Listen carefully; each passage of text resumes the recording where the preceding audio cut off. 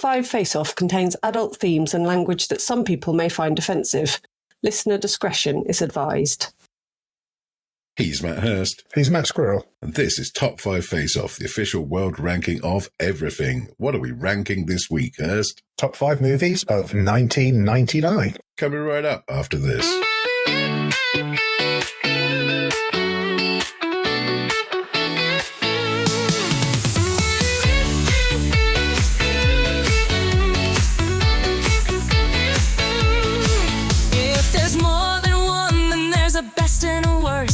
There's more than 5, call Squirrell and Hurst. It's the Top 5 Face-Off, actual fact. It's the Top 5 Face-Off, facts are exact. Top 5 Face-Off, Top 5 Face-Off, official world ranking. What's next? You decide. This is Top 5 Face Off, which is the official world ranking of everything. Hurst and I will count down our top 5 in a particular subject this week, movies of 1999, and then you, the ranker, can vote on our website to tell us which one is correct. Obviously, we can't just get to the point. We're British. So what's the weather been like? Not as good as it was, sadly. We had that excellent warm week, and then we had a week with some rain. Now we have a week where it's cold. Not been great, the weather down my way. And today continues to be a bit shit. It's actually all right up here today. It's quite sunny.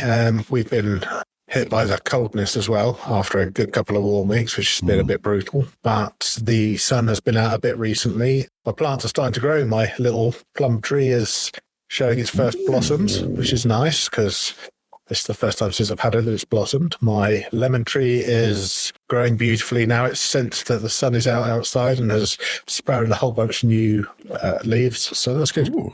Is there any lemons? No lemons yet, but it's only a couple of years old. I've grown this one since it was a pip. Long story, but I'm going to tell it. I got this amazing lemon from a farm shop, an organic lemon from a farm shop, and it's the juiciest damn lemon that I have ever seen. Carly made an outstanding lemon drizzle cake from it. Nice. And I thought, this is genetically superior. So I took one of the pips, I planted it, and lo and behold, it started growing as nature intended. You're hoping for the same thing with all the lemons it creates forevermore. Yeah, I'm aiming for a second generation lemon drizzle cake. Well, thanks for tuning into Top 5 Face Off, the UK's top horticultural podcast. What's been making you feel, old squirrel? What's been making me feel old, Hurst, is this week's subject, movies of 1999. Feels like 99 was, 7 years ago. It wasn't. It was 26 years ago. That's a lot of years ago, Hurst. And what specifically made me feel old was reading about the people who debuted in this year, who had their first movie in 1999. Would you like to hear just a few people from the very long list of people whose first film was 26 years ago? You know that I would. All right, strap in. Here we go. Amy Adams, Zooey Deschanel, James Franco, Dakota Johnson, Ashton Kutcher, Idris Elba, Brie Larson, Simon Pegg, Sean William Scott, and Hugh Goddamn Jackman. Wow, that's quite a list. That is quite a list of excellent people, but also a list of people that I thought had been around, Longer. You know what's been making me feel old? I don't. It's my love of napping. I've developed a really strong relationship with sleep to the fact that I have now perfected the art of the afternoon nap. I have my blackout mask. I put my headphones in and listen to waves lapping on a beach for an hour. And it's never a deep sleep because I often snore myself awake because I'm lying on my back. So I never get into that deep sleep zone, which is perfect. It just rests your body and then I feel great afterwards. And on top of that, I've started wondering what time is acceptable to start thinking about going to bed. Mate. So now pretty much from 8:30 p.m. I'm thinking, would it be respectable to go to bed now? Would it be an acceptable time? No, you're right. It's not. But 9 o'clock, I feel like, now we're in. Hey. Why is it that every time you talk about feeling old, I just hear it going, mate? Hopefully it makes you feel like you're not getting old as much, although you are older than me. So if I'm doing that, you're getting old. It should be said that a couple of our rankers actually got in touch and told me after last week's episode that they too drink Bovril at the football. Oh, there you go. Yes.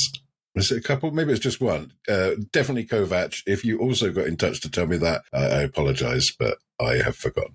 Yeah, well, whilst we're doing shout-outs, it's nice to pop a name check for some of our regular listeners who actually communicate with us between episodes, either to tell us we're wrong or we're right, or say that we were funny about something. So big shout out to Matt and Laura, who will probably be eating their dinner whilst they're listening to this, and Mark Allens, who will correct me when I'm wrong and support me when I'm right. So that the good friend who, he's not just there telling you you're always right, he'll call you out when you're wrong. So he's a semi-Malcolm. Yeah, he's got some certain Malk tendencies when it comes to Star Wars. He really knows his Malk, but he's a good guy anyway. He really Malks his stuff. Yeah.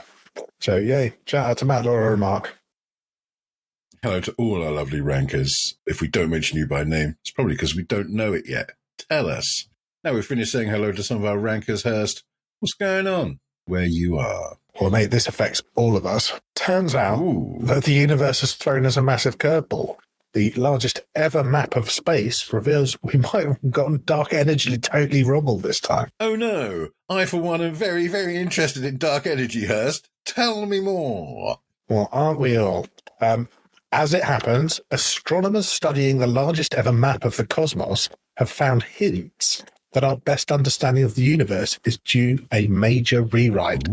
So the analysis, which looked at nearly 15 million galaxies and quasars spanning 11 billion years of cosmic time, found that dark energy, which has always been presumed to be the constant force driving the expansion of our universe, could be weakening. I mean, at least that's what the data says. So massive news. It is. I'm sure we can get some of our Malcolms onto this to solve the problem. Release the Malks. Yeah, get them on it. Come on. Yeah. Come on, Malks. Malcolms, assemble. Yes, that's right. So, yeah, that's what's been going on. All right. Is that, possible heat death of the universe being accelerated what's gripping your shit, Hurst? Or is it something not involving the destruction of everything? Actually, no, it's not. No, that's not gripping my shit. That's just useful to know as I plan my future. Yes. What's been gripping my shit is hyperbole. Now, especially when used as clickbait, hyperbole is horribly frustrating. Oh, yeah. The words destroyed, epic, owned, shuts down. They're in all of the titles of YouTube video, like Trump gets destroyed by Democrat, or this guy was owned on the basketball court. So I've tried to work out my own translation. So destroyed equals beat. You got beaten. Okay. Epic is good. Yes. Owned usually refers to disagreed with evidence. Right. And shuts down is argues with. As well with headlines, you've got, come on, brain, Betteridge's law of headlines, which states that if a headline ends in a question mark, the answer is no. Yeah. Is this the end of Facebook? No. That's the answer. Of course, there's a joke on his vodka. No, it's tea, listeners. It's tea. I was thinking that during the week when I was talking about Lent with my mum, and the fact that you've given up fizzy drinks. I thought, what would be my equivalent of giving up tea? And no. There you go. It's still going strong. I don't know how many days are left. I must have done quite a few. But the rankers don't care about me not drinking fizzy drinks. They care about who was the winner of the top 5 coolest animals. And I suspect you care about that too, Hurst. I really care. Would you like the results? I would very much like the results. Oh, I seem to recall, Hurst, that you were a very, very confident young man. Of course I was. Why? Of course I was. It felt like you really phoned it in. When your first animal was a goat and then it was a cow, I was like... I contend that goats are fucking cool. I didn't even mention the fact you can get teeny tiny versions of goats, which are just teeny tiny goats, which are cool anyway. Yeah, they're cool, but they're not top 5 cool. Not out of 11 trillion animals. They are cool. Cows are cool. They constantly wear a leather jacket. They're super cool. Not top 5 cool. Or are they? We don't get to decide which of us was correct, of Hurst. That is up to you, our rankers, who vote on our website. So let's have a look at how it went, Hurst. It was very close. Please. I can't be back to back loser here. In fact, there is one vote in it, Hurst. One vote. One vote separates the two. All right, okay. Hurst, you have 16 votes. Come on. I have 15 votes. Oh, thanks for that. You are correct in your ranking of the coolest animals. Please remind us of what the coolest animals are so we can put them into the official world ranking. Okay. Number 5 was the immortal jellyfish. Number 4, the duck-billed platypus. 3, blue whale. 2, great white shark. And number 1 was, of course, the mighty golden eagle. There you are. They are the top 5 coolest animals. A few comments from our excellent voters, who thank you very much for taking the time to vote and for leaving a comment. If you want us to mention your name, have to put it in your comment, or I don't know who you are. Some person who voted for me said, always goats. So they're even talking about the animal, but I like to think they're actually talking about us. We are the goats of everything, or at least what's been chosen that week. We're certainly the goats of this show. Oh, yeah. Someone has said, while farmyard animals are cool, they have no place in a top 5 coolest animals ranking. Sorry. Which I feel rather contradicts themselves. They just said they were cool. Yeah, they are cool. So obviously they have a place there. But if you're cool, it doesn't mean you're top 5 cool. And also, officially, they aren't. Officially, they're not cool. Well, they can still be cool, but they're not the coolest. Yeah. Yes. Most of my votes seem to have come from the fact that I mentioned dogs and you didn't. It seems to be that simple. People are loving dogs being cool, but they're not as cool as the 5 things that are on the list. So let's move on, because I was the loser. Obviously, your list was okay. It was an absolute annihilation. I destroyed you. Well, shall we find out if you can do it again, Hurst? Let's do that. Let's crack in and get ranking. All right, cool. Here we go. Hit my laptop. It is heads for Hurst. You are leading us off, sir. Yeah, this was an outstanding year for movies. I wasn't aware of quite how much had happened. Maybe there was some kind of millennium thing and everyone wanted to just get their best movies out before the potential. Oh, the millennium bug killed us all. Yes. Yeah, absolutely. Planes dropping out the sky. So it was actually quite challenging. It was. For those who follow us on the Facebooks, there was, how big was your inverted commas shortlist?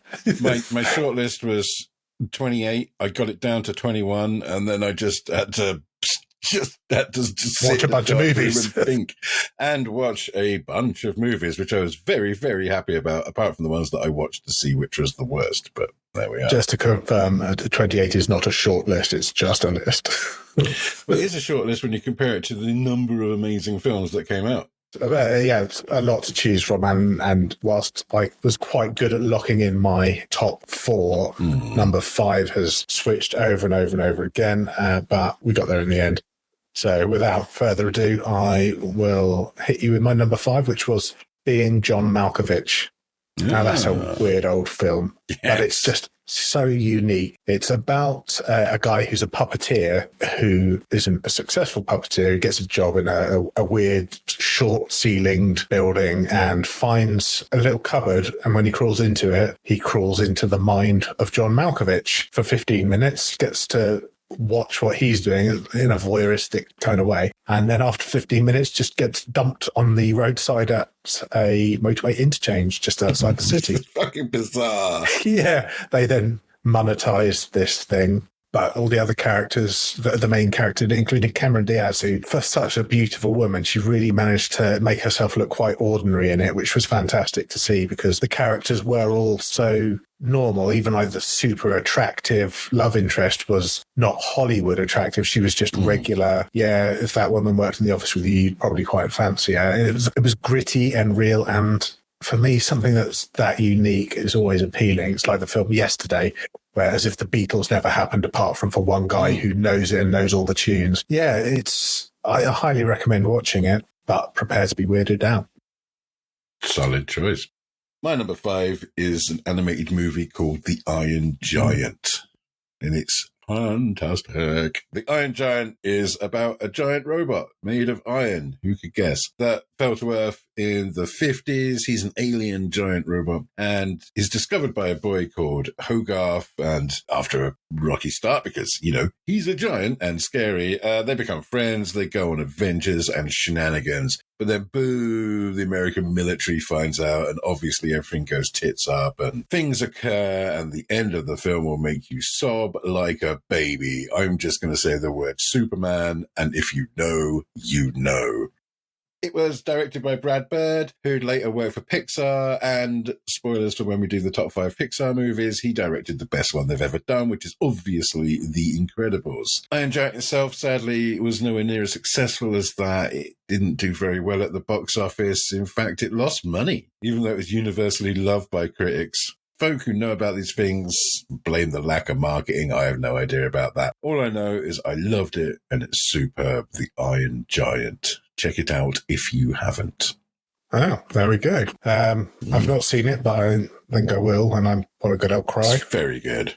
And number 4 for me is the cult classic American Pie. Actually, not even a cult classic, just a classic. It was hugely popular. Straight up classic. Considering all of the incredible films that were out that year, things like Girl Interrupted that got Angelina Jolie her Oscar and just Green Mile. So many incredible films for a base level comedy to come in at number 4. It really had to be something, but it absolutely was. The word MILF came out of it this one time at band camp.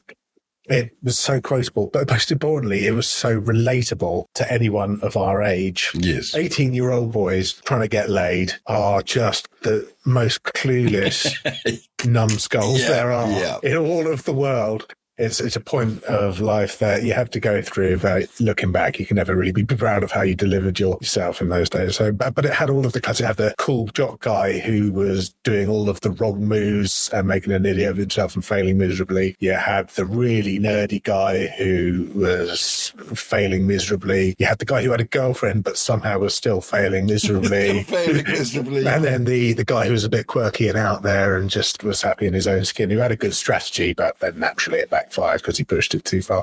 But the whole thing was just hilarious from start to finish. Just a classic comedy of the time. So for me, number 4, American Pie. Yeah, fair enough. I think possibly you're playing a bit safe there, Hurst, maybe playing to the crowd of rankers a little bit with your choice of American Pie, because we do know the general age demographic. All right, dogs. All right, piss off. Because for my number 4, I've chosen American Pie. I can't believe you're pandering to the audience so badly. Yeah, right. Imagine choosing American Pie. Hey, listen, you know what Hurst just said, and he's right. It is properly a classic movie. It is our coming-of-age story for our age generation. If you're older than Hurst and I, then you had things like Animal House and Porky's and Bachelor Party. If you're younger than us, then you had Superbad. We had American Pie. Yeah. And we were very blessed in that regard. God, it's good. God, it's good. Stifler is one of the most terrible and obviously one of the greatest characters of all time, because he is just horrific and you would hate to actually be friends with him, but to watch him, amazing. I watched it for recording this podcast and I was quite surprised that it wasn't as inappropriate as I thought it was going to be. I thought it was going to be absolutely horrific when viewed through a modern lens, but it's not that bad. It still has problems, obviously. A girl undressing being live streamed on the internet without her knowledge. That's not cool. Don't do that, anyone. But mostly it was actually quite good-hearted, and it was the guys that were the idiots. The women very much, were the... What am I trying to say? Yeah, the sensible ones. The sensible ones, yeah. They're basically exactly like real life. 18-year-old boys are awful and 18-year-old women have actually become women. One thing I did realise when I rewatched it was that there is an entire plot about the jock guy and Heather, Oz and Heather, being in an a cappella band together, which I wiped entirely from my brain because it was so dull. Oz and Heather were completely and utterly dull. But it doesn't matter because the film is so great, you can get along without it. And obviously it spawned a million sequels and spin-offs, but the original remains the best. It was a rite of passage for people my age. American Pie was excellent. Now, my number 3 is Toy Story 2. Which in a year of just an unbelievable crop of films, having an animated kids film at number 3 does seem excessive, but to be honest, I just don't think it is. Now, the original Toy Story was the first Pixar film, and in fact, the first computer-generated animation ever to have a feature-length film. And it was brilliant because it set a standard for children's films that were enjoyable to adults as well. There was enough humour going across it, which has just spawned a whole genre of films that make go to the cinema with your kids much more bearable. Not that I have kids, but if I did, at least I'd be happy to go and see something like that as opposed to, I don't know, Paw Patrol movie, which, I don't know, maybe that's even got adult bits in, but Toy Story was just hilarious. But what Toy Story 2 did was it took all of the good bits from Toy Story and just enhanced them. Just the whole thing is just a a lovely story, and it's really fucking funny. They just have so many great bits. So John Ratzenberger, who plays Cliff Clavin in Cheers, which, if you haven't seen Cheers, watch Cheers. He plays Ham, and Ham is just Cliff, and his little stats is like, he says, when they were working through the official kidnap of Woody, it's like precisely 8:32-ish. Call in Rex Godspiller when he knocks something over. Brilliant. And because it's Disney owned as well, they've got legit Star Wars sound effects in it. So lightsaber sound effects and the phase and the pew pew, that's all in there as well. And it's just, it parodies the whole Star Wars Vader Luke thing with Buzz and Zorg. It's just hilarious. And there's one bit that just made me go, this is what makes it so special. So when Andy's mum is fishing around for things that she can stick in the yard sale, Rex is standing there. They're all perfectly still because obviously there's a person around. They have to be perfectly still. His hand's reaching around, grabbing bits around him, and his eyes just flicker up just briefly just to look at the hand. And it's perfectly, just tiny little bits. It's so brilliantly executed. And it is, for me, the standard around which all future Pixar and other computer animated films really built that genre. It is a cracking film. My number 3 is Dogma. Dogma is a film by the director and writer Kevin Smith, who originally wrote a movie called Clerks in 1995, which was a black and white film with a budget of $27,000. So, nothing at all. Then he did, when that was a success, then he did Mallrats and Chasing Amy, which had higher budgets, but were both very much still low budget films, and all 3 were great. Miramax gave him an absolute truckload of cash to make a movie called Dogma, which was about 2 fallen angels that God banished to Earth, and they found a loophole that would let them get back into heaven, but unknown to them, if they did that, they would in the process destroy all of creation. Obviously, the heavens don't want that to happen. So a lady is visited by an angel played by Alan Rickman, and she is tasked with stopping the renegade angels from getting back into heaven. And she picks up some helpers along the way, notably including Jay and Silent Bob, who are the stoners who have appeared in every Kevin Smith movie, and Rufus, the 13th apostle, who happens to be black and was taken out of the Bible because of that. It's just a brilliant film. Dogma, it's funny, it's exciting, but most of all, it's really clever, and it doesn't shit on religion like you think it would do. It just makes a really good story. Now, the fact that it didn't shit on religion obviously didn't stop idiots from protesting it, and they were kind of protesting outside movie theatres that were showing the film. And actually, Kevin Smith went to a movie theatre in New Jersey just to see what the audience reaction was like, got caught up in the protest outside, because no one knows what the hell he looked like, or they didn't at the time, even though he was in the goddamn film, which they obviously hadn't seen. He joined the protest on their side and actually got onto the local news saying something along the lines of, I don't think the movie stands for anything positive at all, with a perfectly straight face, which is just epic. The protesters obviously hadn't seen the film they were meant to see. The cast was fantastic and all over the place. You had Ben Affleck and Matt Damon as the Renegade Angels. You had Salma Hayek, you had Jason Lee, Alan Rickman, you had Chris Rock, you had Alanis Morissette, and it should have been a disaster, and it wasn't. I love Dogma. I watched it far too often, and I don't care. I'm going to watch it again, and you should too. Number 3, Dogma. Yeah, I love that thing about the protest. I think that's absolutely hilarious that the people are there just, me, I do like it, but I don't really know what I'm talking about. He's like, yeah, me too. Yeah, he's in the film, and none of you recognize him. Yeah, come on. That's funny. So for me, number 2, this was actually quite difficult between 1 and 2. They flip-flopped a little bit, but just because such quality. But for me, my number 2 is Fight Club with Brad Pitt and Edward Norton. Squirrel here. Hurst is about to drop some pretty major spoilers for Fight Club, so if you don't want it ruined, skip forward to 26 minutes and 15 seconds.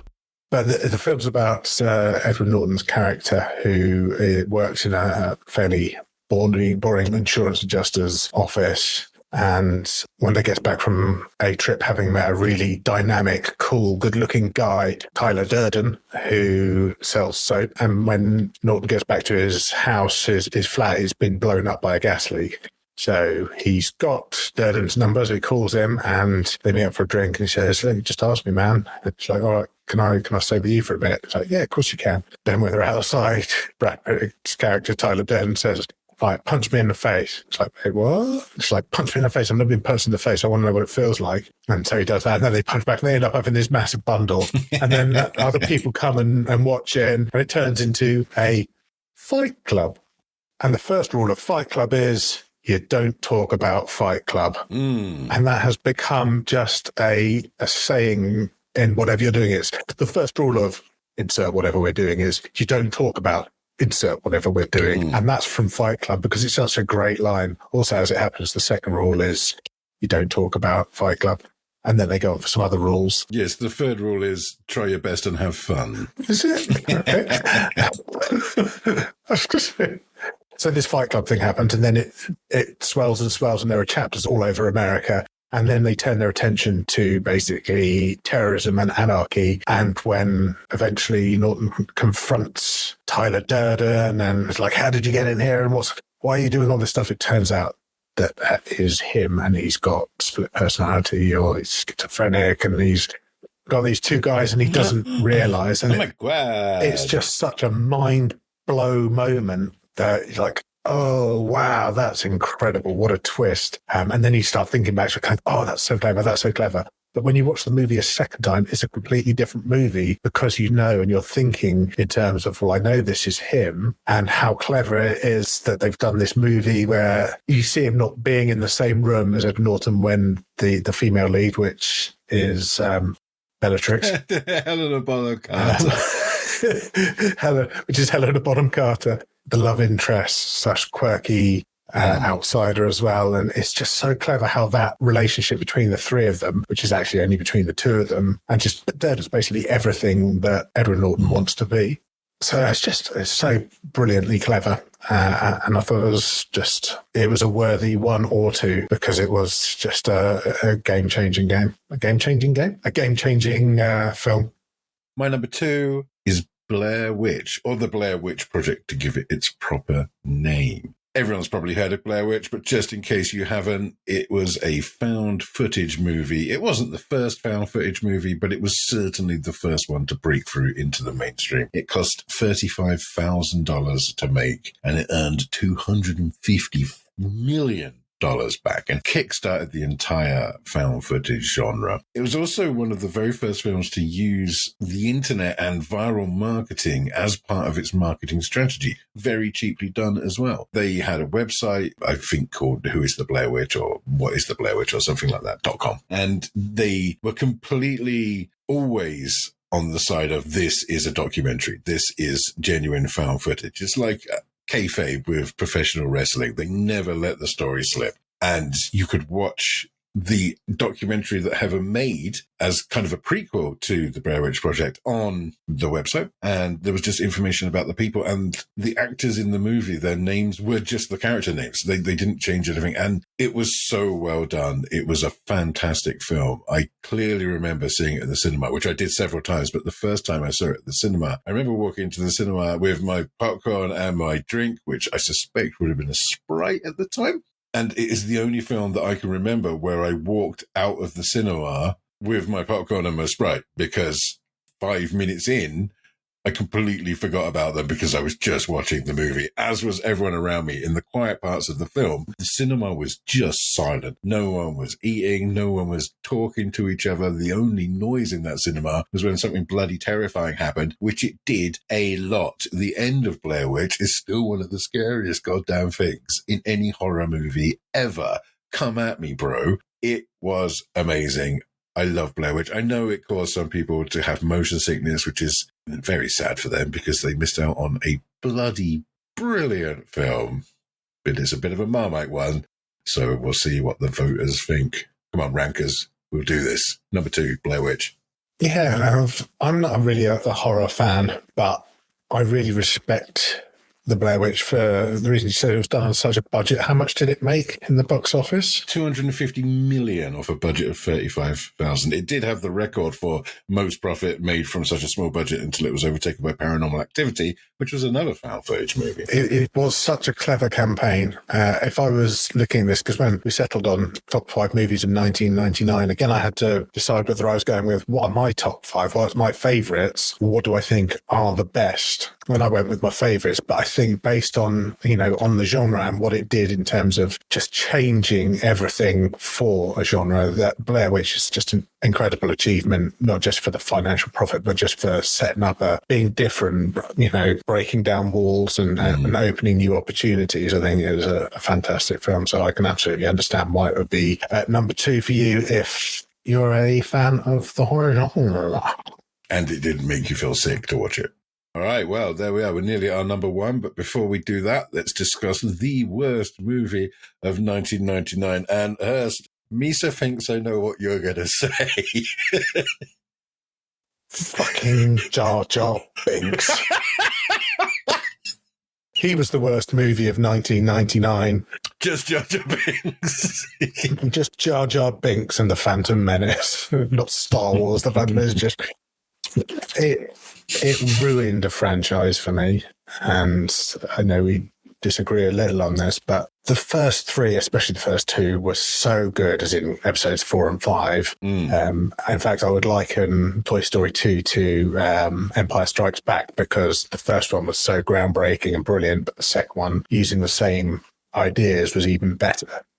And so for, what was 1983, I think, Return of the Jedi came out. So some 16 years later, which now in the concept of these all being 26 years old doesn't seem that long, but it seemed like forever at the time. It doesn't seem like much anymore. People were so excited about the backstory because they've been so clever about making episode 4 the first one, knowing that there was backstory and there was 9 in total. Really clever move. But then just to come in and just spaff all over it like that and just wipe his ass with the whole franchise.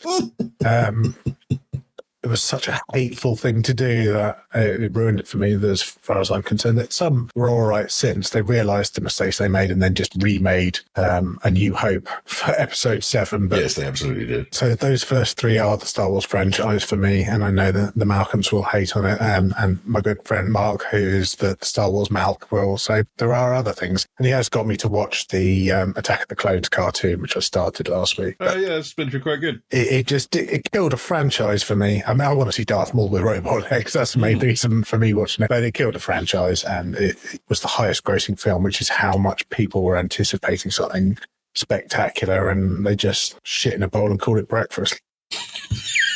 So you didn't like it then? No, not even a little bit. Actually, no, a little bit, because of Darth Maul. Yeah. Yeah, Darth Maul and the epic lightsaber fights. What about the pod racing? Yeah, but even that had Anakin all over it, didn't it? It's like, oh, I wonder what this button does. Well, I'm Anakin. Yes, why wouldn't you know what the button did? Yeah, I think it did, actually. That was a spaceship. And for example, it's just all his little one-liners were just, disasters. Freaking Pinocchio is not a real boy. Fair enough. Get someone better. Get him a better script. All right. Cool. Well, my worst film of 1999 was nearly a film called Wing Commander, which was based on a video game, which I really liked, and the film was rubbish, but it wasn't. My worst film, let me start from a little bit earlier than the film was released. So it was a film called The Rage, and it featured a teenage girl who was at school, and she was getting bullied. And she couldn't get a boyfriend. And then maybe she was getting a boyfriend because he felt sorry for her because she was being bullied. And they were going to go to a big party together. Yay. But everyone was still bullying her. And she developed telekinetic powers. What? And they went to the big party and all hell broke loose because she just killed a load of people with her mind powers. And if you're thinking, notice you put your hand up, Hurst. Do you have a statement to make? Didn't they already make that film? Yes, they did. It was called Carrie, and it was amazing, and it was made in the 70s. And at some point, whilst writing The Rage, they must have realised this. So rather than going, shit, we've just totally cribbed King and we've rewritten his stuff, they just called it The Rage Carrie 2 instead. And somehow the lead girl was, I believe, the half-sister of Carrie. She had the same dad, and... oh, God, why? Why would you carry on? Why would you carry on making a film that was worse in every single way, but exactly the same? It was god-awful. Carrie, fucking great. The Rage, Carrie 2, not even Carrie 2, The Rage, because they'd already made the freaking film. I don't know. It was trash. Utter crap. It wasn't worth it. Why did they do it? Why did they do it? It's just made me angry. Why did they fucking bother? Unless the 2 was TOO, then it doesn't make sense. Yes, I mean, Carrie as well. Yeah.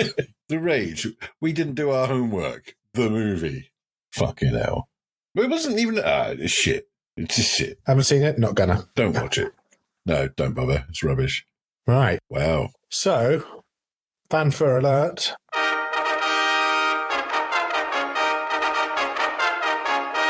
What could it be?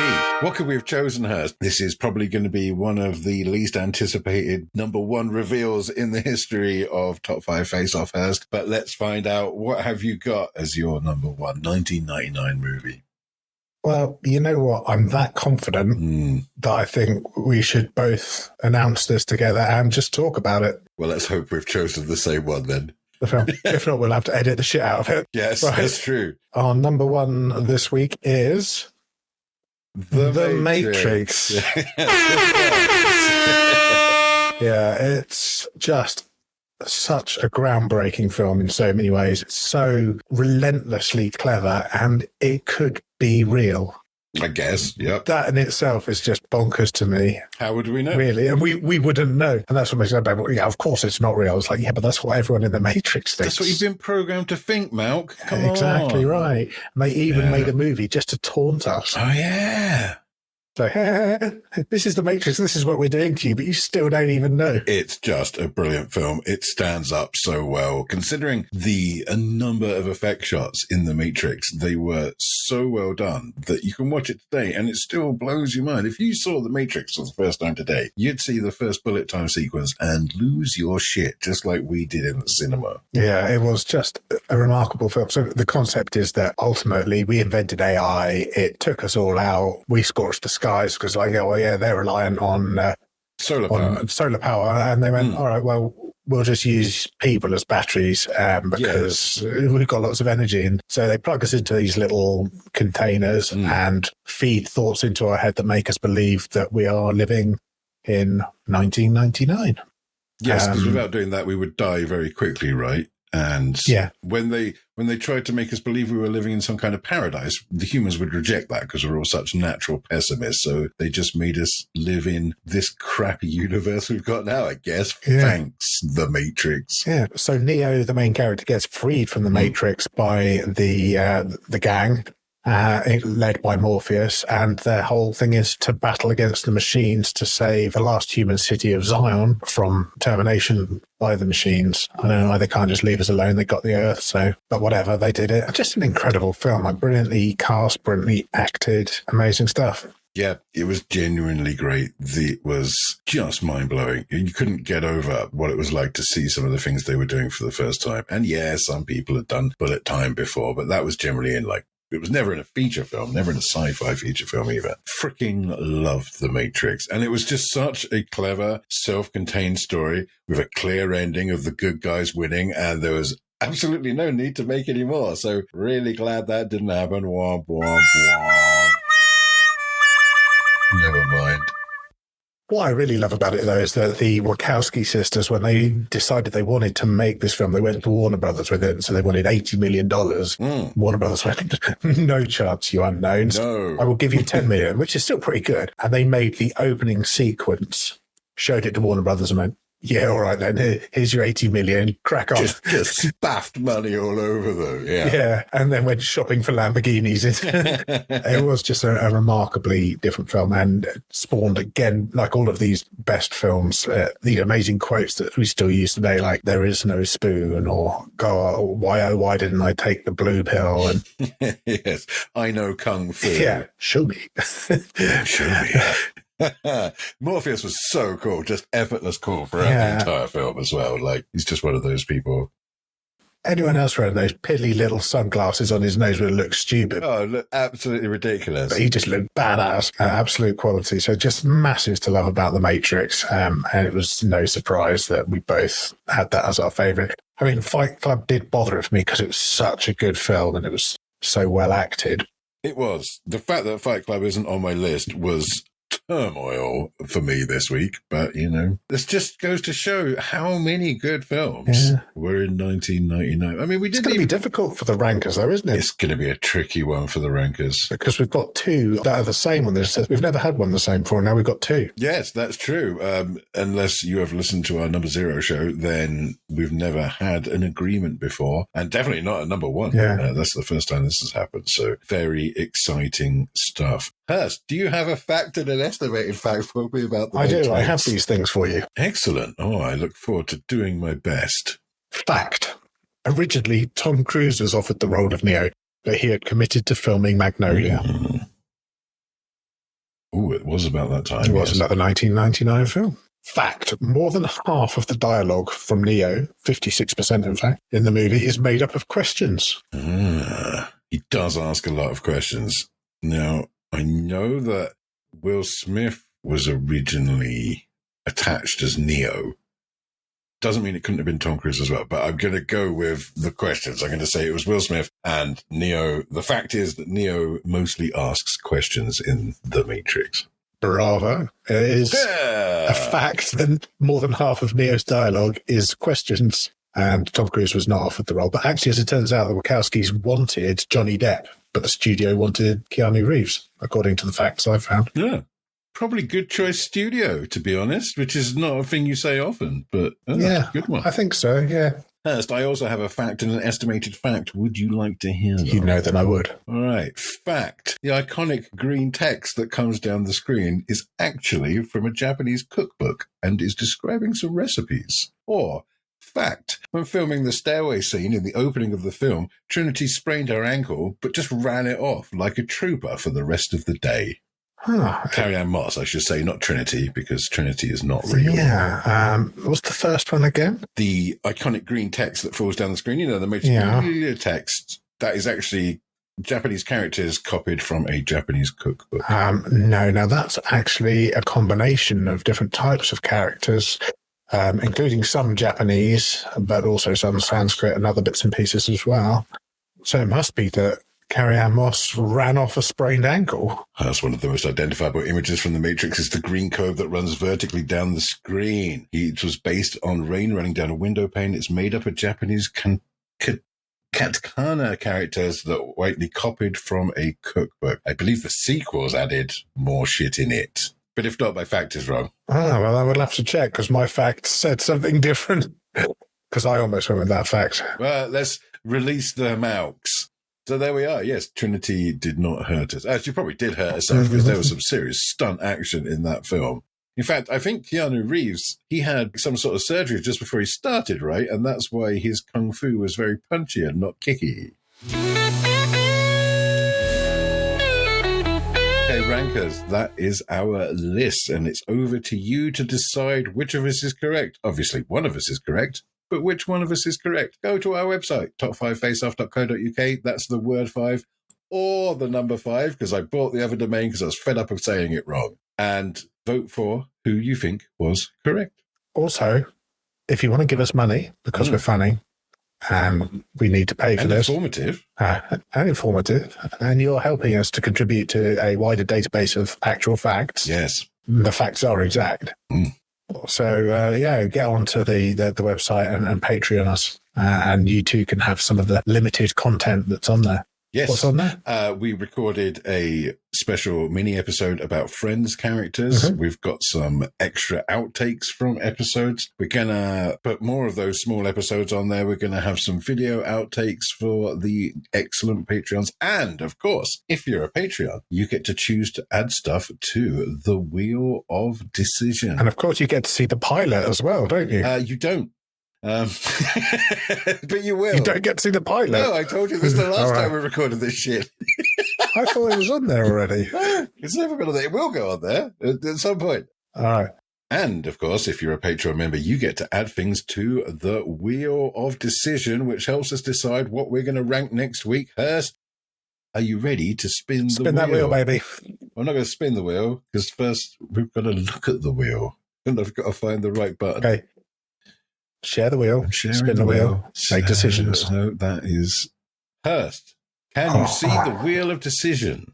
Oh boy, can I. What can you see on the Wheel of Decision, Hurst? What sort of things have we got? I like the idea of the top 5 TV theme tunes. 80s comedy movies, 90s video games. Games. Snacks up there. There's all sorts of good stuff on there, to be honest. I'd be quite happy with any of those. Especially nice if we can do one that our rankers have put up there for us. Our Patreons. Yes, indeed. New things from last time. Top 5 big man action movies. Top 5 reboots. Top 5 fictional spaceships. And top 5 movie villain schemes. All suggested by our excellent Patreons. Thank you all. Hurst, shall I spin the wheel and see what we get? Spin it. Here we go. Oh, what's it going to be? Oh, it is Spice Girls songs. Oh, top 5 Spice Girls songs. Spice Girls songs. Well, yeah. That's what we're doing next week. So you want to be catching that one. Yeah, because it's going to spice up your life. Oh, God. All right. Let's can it there. Rankers, you can How do we find pick us. a worst? It's Sporty Spice. Oh, no, we're not ranking the Spice Girls. We're ranking... And it's not Sporty Spice. It's Posh Spice. I apologise for the spices. Obviously, the best spice is ginger spice because that's the only one that's actually a spice. Clearly. Anyway, you can find us on Facebook, Top 5 Face Off, or on Blue Sky. I took a look at Twitter last week when I made the announcement. Twitter's just a bloody cesspool of Nazis and right-wing idiots, so I've been Twitter. We're on Blue Sky now, at Top 5 Face Off. Twitter's gross. Don't use it. You can email us, hello@top5faceoff.co.uk, and, of course, you can join our Patreon. Thank you very much, Rankers. Tell a friend about this podcast, rate and review. That really helps us out. But really, just listen and enjoy. That's all we can ask for. We will see you next week for the top 5 Spice Girls songs. Please rewind this podcast for the next person to listen. We'll catch you then. See you later, Rankers. We love you. Bye, Rankers. Top 5 Face Off is presented by Matt Hurst and Matt Squirrell and produced by Powerstorm Awesomefire Incorporated. For more details and to vote for a winner, visit top5faceoff.co.uk. Thanks for listening.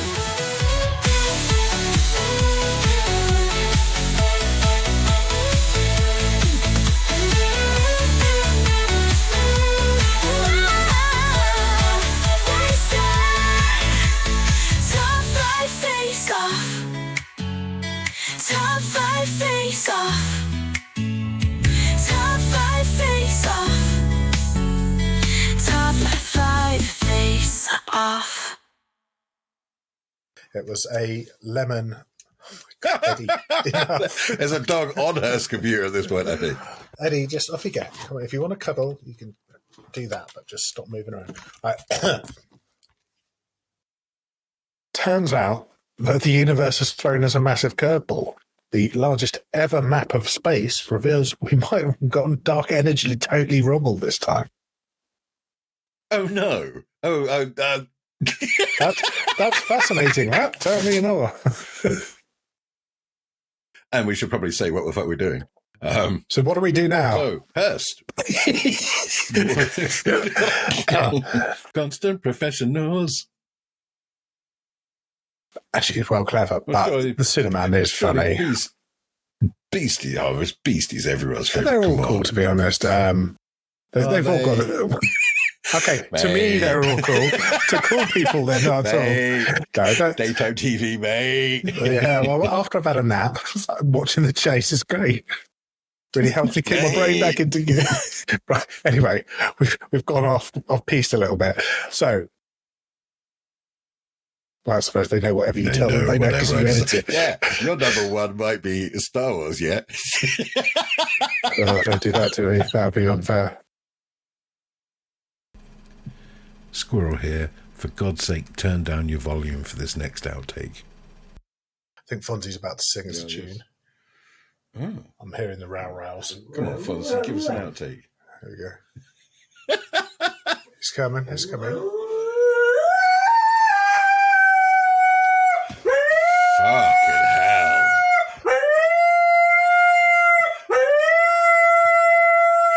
Headphones off.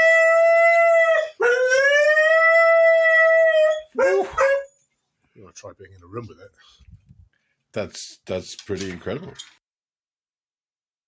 There's a joke to chuck in. It's like, what have Titanic and The Sixth Sense got in common?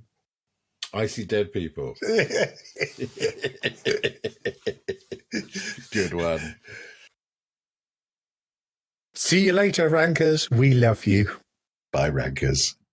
All right, definitely recorded at that time, Hurst. Top 5 face off.